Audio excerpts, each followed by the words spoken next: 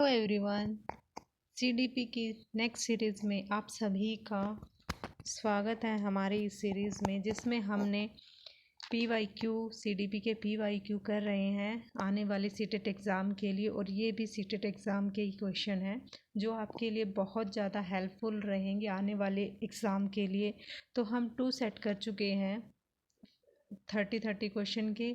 अभी हम आज नेक्स्ट थर्ड वाले क्वेश्चन पेपर के हम 15 क्वेश्चन करेंगे। 15 नेक्स्ट वीडियो में करेंगे, क्योंकि एक वीडियो में बहुत बड़ा हो जाता है, इसलिए हमने 2 वीडियो में इसको डिवाइड किया है। तो आज हम एक सेट के 15 क्वेश्चन करेंगे। आई होप आपको सबको अच्छे पसंद आएंगे और आपको आने वाले एग्ज़ाम के लिए बहुत इससे बेनिफिट रहेगा। तो स्टार्ट करते हैं अपना फर्स्ट क्वेश्चन। फर्स्ट क्वेश्चन क्या है? Which of the following best describes a teacher's role. इनमें से कौन सा ऐसा ऑप्शन है जिसमें हम टीचर के रोल को बेस्ट डिस्क्राइब करते हैं? ठीक है। Creating a relax space where children learn through dialogue and inquiry. ऐसा स्पेस इन्वायरमेंट, ऐसा इन्वायरमेंट क्रिएट करना जिसमें बच्चे अपने इंक्वायरी को आसानी से प्रेजेंट कर सकें, पूछ सकें, अपने थॉट को प्रेजेंट कर सकें। ठीक है। Teachers most important role in the classroom is maintain the discipline. जी नहीं, डिसिप्लिन का कोई रोल नहीं होता। जिस क्लास में डिसिप्लिन हो, ज़्यादा डिसिप्लिन पे फोकस किया जाएगा, उसमें लर्निंग नहीं हो सकती। ठीक है, तो ये ऑप्शन हमारा बिल्कुल गलत रहेगा। A teacher should adhere to the prescribe text book. ज़्यादा टेक्स्ट बुक, ये भी नहीं होगा। Completing the syllabus on the time limit, उसको टाइम पे सिलेबस करें। तो इन सभी ऑप्शन में हमारा ऑप्शन नंबर ए बिल्कुल ठीक रहेगा। एक टीचर को क्या करना है? एक ऐसा स्पेस, ऐसा इन्वायरमेंट क्रिएट करना है जिससे बच्चा अपने क्वेरी को पूछ सके, अपने आप को, अपने थॉट को प्रेजेंट कर सके। तो इसका क्वेश्चन नंबर 1 का ए ऑप्शन हमारा ठीक रहेगा। चलते हैं नेक्स्ट क्वेश्चन पे। क्वेश्चन नंबर 2 में क्या पूछा गया है हमसे? Which of one of the following classroom encourage rich learning. ऐसी कौन सी क्लासरूम है जो जिसमें लर्निंग को इनकरेज किया गया है? ठीक है। Classroom with structure and planned learning derived by the text book. This class में क्या है? टेक्स्ट बुक कंटेंट पे ज़्यादा फोकस किया जाता है। ए classroom with a variety of material displayed in the class beyond the reach of. जैसे material present किए जाते हैं जिसमें जो बच्चों की पहुंच से दूर रहते हैं। ठीक है।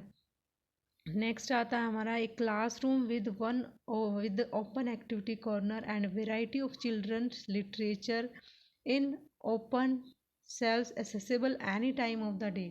ऐसी क्लासरूम एक्टिविटी, ओपन एक्टिविटी जिसमें वैरायटी ऑफ चिल्ड्रन का हर एक तरीके से बच्चों को मौका दिया जाता है उनको अपने थॉट प्रेजेंट करने का, और वो किसी भी टाइम उनको ऐसा मौका प्रोवाइड करते हैं। ठीक है।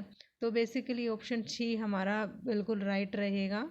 ठीक है, फिर भी हम ऑप्शन डी एक बार पढ़ लेते हैं। इसमें क्या दे? A classroom with neatly organise material होगा bird brought out once a week for a free play. ठीक है, ऐसा क्लासरूम जिसे मटेरियल ऑर्गेनाइज है। तो ऑर्गेनाइज से क्या नहीं हमें फ़र्क पड़ता। हमें ऐसा एक्टिविटी क्लासरूम को इस तरह से अरेंज करना है कि बच्चों को अपनी वैरायटी हर अलग अलग तरीके से उसको अपने एक्टिविटी करने का मौका मिले। तो ऑप्शन नंबर सी इसका राइट आंसर रहेगा। तो नेक्स्ट क्वेश्चन में क्वेश्चन नंबर 3 में क्या बोला गया है? Which one of the following best describe the role of text book in the classroom. Text book का सबसे ज़्यादा रोल किस में ज़्यादा इम्पोर्टेंट है? तो हम डायरेक्ट ऑप्शन बी देखेंगे, यही हमारा राइट आंसर है। ठीक है। तो they are one of the resource and reference material available in the class. वो क्या है? जो हमारी टेक्स्ट बुक एक रिसोर्स की तरह है। ठीक है, जो क्लास में अवेलेबल होता है। तो ऑप्शन नंबर ये क्या है? क्लासरूम एक टेक्स्ट बुक क्या होती है? वो बेसिकली हमारे लिए एक रिसोर्स ही तो है जिससे हमें अपना लर्निंग करनी है। ठीक है, तो ऑप्शन नंबर बी इसका राइट रहेगा। अब चलते हैं क्वेश्चन नंबर 4 पे। The National Curriculum Framework 2005 derives its understanding from। तो जो NCF हमारा 2005 है वो क्या डिराइव्स करता है, बेसिकली क्या है हम सब बातें हैं। कंस्ट्रक्टिज्म इसका राइट आंसर रहेगा। तो ऑप्शन नंबर डी इसका राइट आंसर है। कॉग्निटिव थ्योरीज नहीं है, ह्यूमनिज्म नहीं है, बिहेवियरिज्म नहीं है, तो कंस्ट्रक्टिविज्म इसका राइट आंसर है। नेक्स्ट चलते हैं अपने फिफ्थ क्वेश्चन पे। The children in a class can be consider to be motivated. जो बच्चे हैं क्लास में उनको मोटिवेटेड कैसे किया जाएगा, ठीक है, कैसे हम बच्चों को मोटिवेट करेंगे। They ask question seeking clarification from the teacher. उन्हें क्या करेंगे, टीचर से क्वेश्चन पूछेंगे जिससे वो क्लैरिफिकेशन हो सके उनको अपने डाउट का। They come to school neatly dress, उनको साफ़ सुथरी ड्रेस में आना है। दे मेंटेन डिसिप्लिन, मेंटेन करना है डिसिप्लिन को। All are regular in attendance, तो इन ऑप्शन में कोई भी इम्पोर्टेंट नहीं है। बेसिकली हमें बच्चों को इनक्रेज करना है ज़्यादा से ज़्यादा क्वेश्चन पूछने के लिए, जिससे उनके डाउट क्लियर हो सके और वो हेजिटेशन महसूस ना करें क्लास में। जो भी उनकी क्वेरी हैं, डाउट है, वो इजीली क्वेश्चन टीचर से पूछे और सभी डाउट को अपना क्लियर करे। तो ऑप्शन नंबर ए इसका राइट आंसर रहेगा। अब आते हैं अपने क्वेश्चन नंबर 6 में। Which of the following is the most suitable to improve children's learning. Children's की लर्निंग, बच्चों की लर्निंग को इम्प्रूव करने के लिए कौन सा सबसे सुटेबल इसमें तरीका है।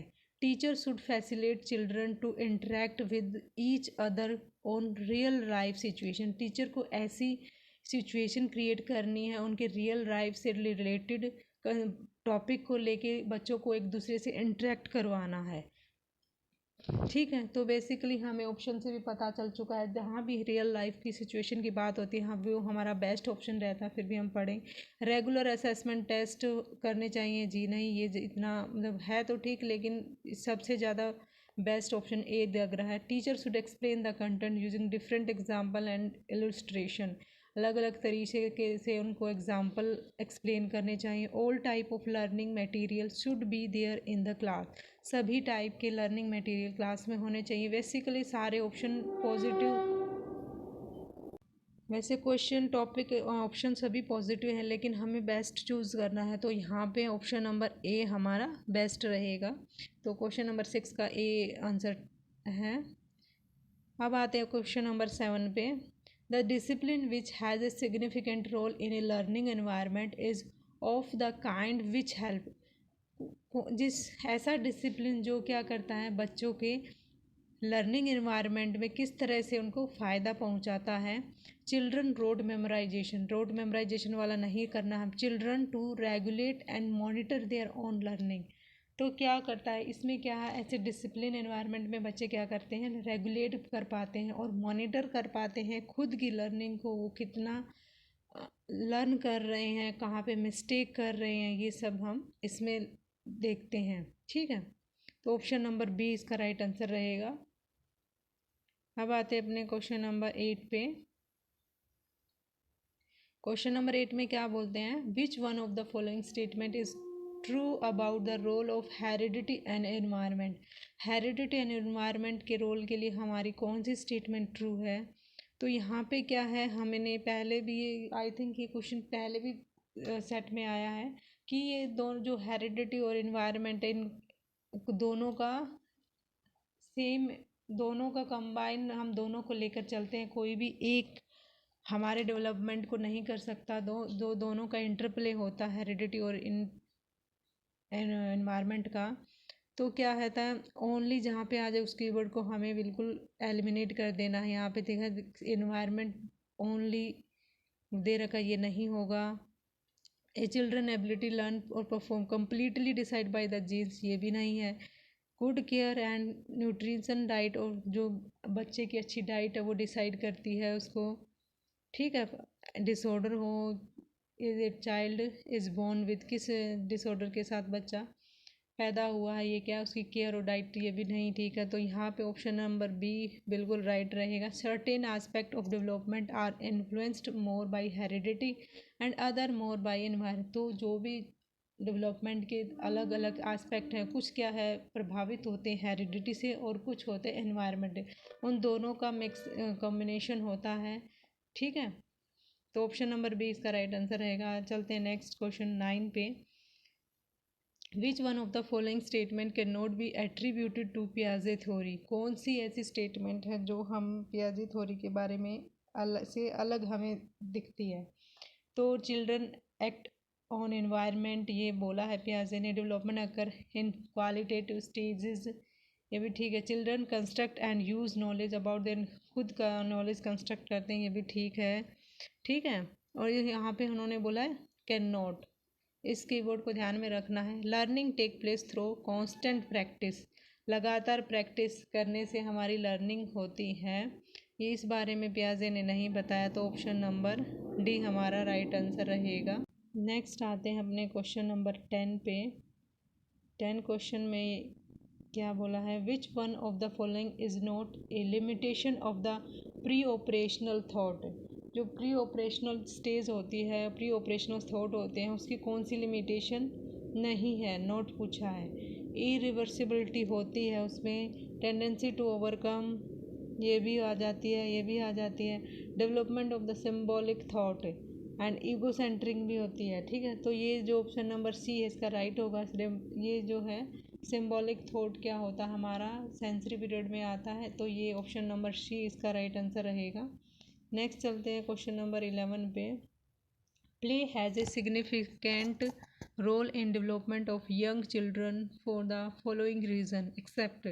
जो खेल होता है हमारा, जो यंग बच्चे होते हैं उनके डेवलपमेंट पे बहुत ज़्यादा इम्पोर्टेंट रोल प्ले करता है, किस चीज़ को छोड़कर, एक्सेप्ट बताया है, नेगेटिव वाला बता कौन सा ऐसा जो नहीं करता। दे एक्वायर न्यू स्किल, इससे लर्न करते हैं, बिल्कुल ठीक है। दे gain mastery over their body, ये भी ठीक है। इट स्टिमुलेट देयर सेंसेस, ये भी ठीक। It is just a pleasant way to spend time, ये खाली एक अब खुद को खुश करने के लिए टाइम स्पेंड करने की चीज़ है, तो ये ऐसा नहीं है। तो इसका ऑप्शन नंबर डी बिल्कुल राइट आंसर रहेगा। क्वेश्चन नंबर 12 में क्या बोला है, which one of the following question invite children to think critically. ऐसा कौन से क्वेश्चन है जो बच्चों को क्रिटिकली या ओपन माइंडेड सोचने के लिए सोचते हैं, जिसमें बच्चे को किस तरह के क्वेश्चन होते हैं। तो वो होते हैं, what are the difference way in which we can solve this. किसी प्रॉब्लम को सॉल्व करने के अलग अलग तरीके कौन से हैं, इससे बच्चा क्या है अलग अलग क्रिटिकली क्या है अलग अलग डिफरेंट डायरेक्शन में सोचेगा। Option do you know the answer, एक ही क्वेश्चन का मान हमें एडिशन का उसका आंसर बताना है, तो वो उसका आंसर वो क्या है ओपन माइंडेड नहीं है, ये भी नहीं होगा। What is the right answer, ये भी नहीं होगा। Can you think of a similar situation, similar situation में नहीं सोचना, हमें डिफरेंट तरीके से सोचना है। तो ऑप्शन नंबर ए इसका राइट आंसर रहेगा कि इसमें हमें डिफरेंट डिफरेंट तरीके बताने हैं किसी प्रॉब्लम को सॉल्व करने के लिए। क्वेश्चन नंबर 13 में क्या बोला गया है, which one of the following option best describes progressive education. Progressive education को कौन बेस्ट तरीके से डिस्क्राइब करता है, जिसमें बच्चा प्रोग्रेस करता है, नए नए तरीके सीखता है। तो इसमें क्या होता है, ऑप्शन नंबर हमारा जो है बी राइट रहेगा, जिसमें लर्निंग बाय डूइंग, जिससे बच्चा खुद करके सीखता है। प्रोजेक्ट मेथड, कोऑपरेटिव लर्निंग, बच्चा एक दूसरे से कोऑपरेट ग्रुप में सीखता है। तो ऑप्शन नंबर डी इसका राइट आंसर रहेगा। Question number 14, which one of the following statement about progressive education explain education is life itself। कौन सी स्टेटमेंट प्रोग्रेसिव एजुकेशन की जो एक्सप्लेन करती है, बताती है कि एजुकेशन एक लाइफ है खुद में। ठीक है, तो इसमें life is true educator, school education should contain as long as possible, school are not required, children can learn from their life experience. और नेक्स्ट आता है हमारा, education in school should reflect the social and natural world. तो option number D हमारा right answer रहेगा, क्योंकि school में जो है एजुकेशन, स्कूल की में जाने के बाद बच्चों को अपने थॉट की जो है सोशल वर्ल्ड से वो एक दूसरे से बच्चों से मिलते हैं और नेचुरल वर्ल्ड से कनेक्ट कर पाते हैं, जिससे वो खुद जो उनकी रियल लाइफ से रिलेटेड होता है। तो ऑप्शन नंबर डी हमारा राइट आंसर रहेगा। आते हैं आज के लास्ट क्वेश्चन में। 15 क्वेश्चन क्या है, which one of the following can be consider as a contribution of Kohlberg theory. कौन सा है जिसमें कोलबर्ग थ्योरी का कंट्रीब्यूशन है, मॉरल थ्योरी है कोलबर्ग की ये। ठीक है, his theory has spotted, option number B इसका राइट आंसर रहेगा। हिज इसमें क्या बोला गया है, his theory has spotted an association between cognitive maturity and moral maturity. जो कॉग्निटिव कॉल्बर की थ्योरी क्या है, वो एक रिलेशन और एसोसिएशन क्रिएट करती है कॉग्निटिव मैच्योरिटी के बीच में और मोरल मैच्योरिटी के बीच में। तो ये थे आज के 15 क्वेश्चन। आई होप ये आपके लिए हेल्पफुल रहेंगे और मिलते हैं नेक्स्ट वीडियो में। Thank you very much.